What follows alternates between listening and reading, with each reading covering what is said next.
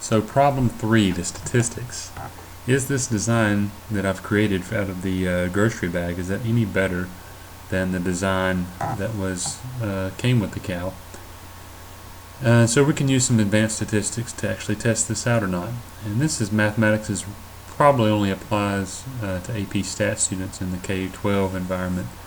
But my guess is that some of you may end up taking Math 6547 at Georgia State, and this little lesson here is going to be very helpful to you as well to understand some of these higher level statistics. So here's just my statistics elevator speech to describe how we're going to understand whether or not my new parachute is better. We all know what an average is. All right? It's our measure of center.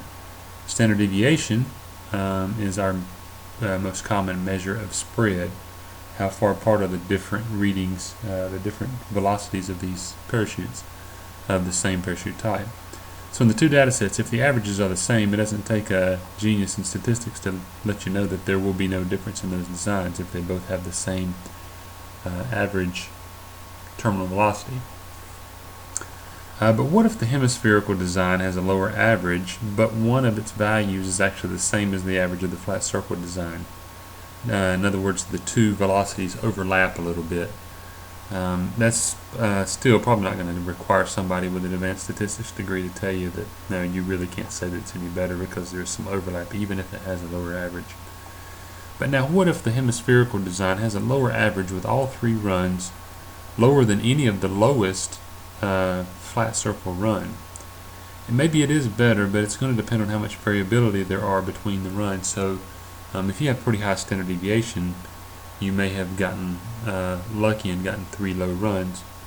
And we do have a small sample size of 3, so it's going to reduce our ability to draw very strong conclusions. So how can we actually know and pinpoint this?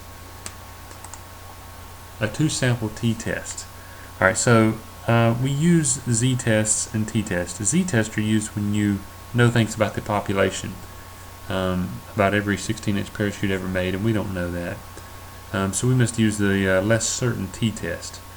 They can both be singular, and T-Inspire has that set up in it where you can do a t-test against a widely accepted value, such as some hospital has a statistical evidence that 58% of the births are girls, when we know it should be about half and half. We can test to see if is that statistically significant. But in our case, we have 2 samples. We have a sample of the flat circle parachute and the hemispherical parachute. We want to do a 2-sample t-test. The output of this t-test is going to be something called a p-value, and the lower this value the better, because p-value represents the percent chance that the samples are not different.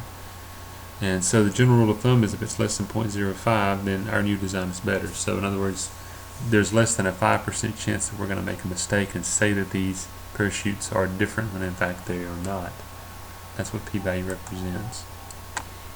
And then the final calculation we'll do is a confidence interval, because we do want to put our money where our mouth is and state definitively what we expect the cow's velocity to be, because you might guess lawyers might get spooked when you tell them you're going to toss a cow out of the rafters of the Georgia Dome down on unsuspecting fans.